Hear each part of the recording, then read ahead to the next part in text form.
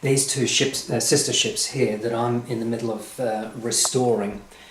This one I built about 45 years ago. It's a model of the Cutty Sark. Now the Cutty Sark still exists. It's in Greenwich in London, and it's only just been completed probably about 4 years ago. It had a terrible fire in 2008. They had all the mast deck houses removed. They were in the middle of restoring, and someone left a heater on too long and it caught on fire. But it didn't cause a great deal of damage because vessels of that era were built out of solid wood. That's what saved it. And because they kept all the fixtures and fittings, none of it was damaged. But they did restore it, and if you go onto the Cutty Sark website, you'll see how it's being presented now, and it truly is spectacular.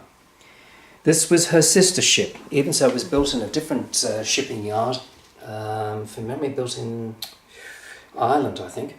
The Thermopylae, or Thermopylae. It depends on how you pronounce it. And it's almost identical. They use the same plans, but two different companies altogether. And again, I built that probably about 35 years ago, but all the masts and everything got broken. Cutty Sark was just absolutely thick with dust from years. Things were broken. So I thought, well, let's restore it. It's a nice looking vessel.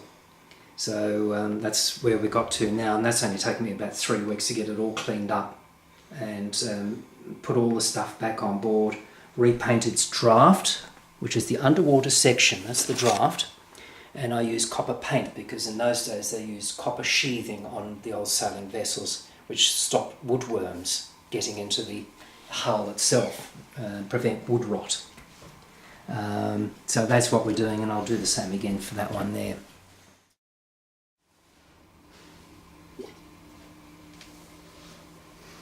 A lot of those pictures I've collected are from posters of famous 1930s posters that represented the shipping companies. And the post office did a stamp postcard collection about 8 years ago, the Australia Post, and the posters came with it. Some of them, the Dominion Monarch, my mother sailed on that during the Second World War when it was a troop ship. The Awatea was the fastest ship for the Trans-Tasman run between New Zealand and Australia. It was part of the Union Steamship Company.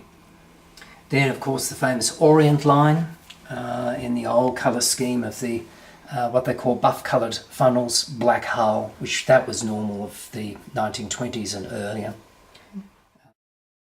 That one there is what they call the J-Class Yacht. It was an entrant by the British to the America's Cup in 1934. The vessel was named Endeavour. Ironically, the vessel still exists to this day and is still raced.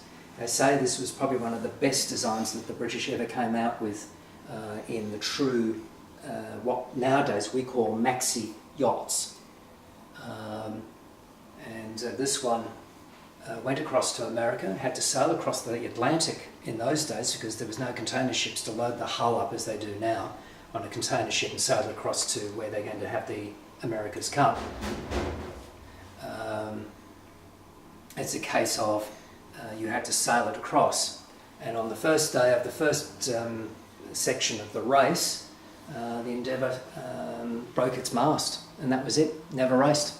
So they had to modify the mast to sail all the way back to England with its tail between its legs, metaphorically speaking, and never won the America's Cup. So typically British. But what did stick was the design of the yacht, that even the Americans copied it for each succeeding America's Cup, almost up till Australia 2. Australia 2, I think, was the first of the non-J class, even so it had a look-alike appearance. But all the yachts leading up to Australia 2 were all J-class yachts, that the Australian contribution to the America's Cup at that time.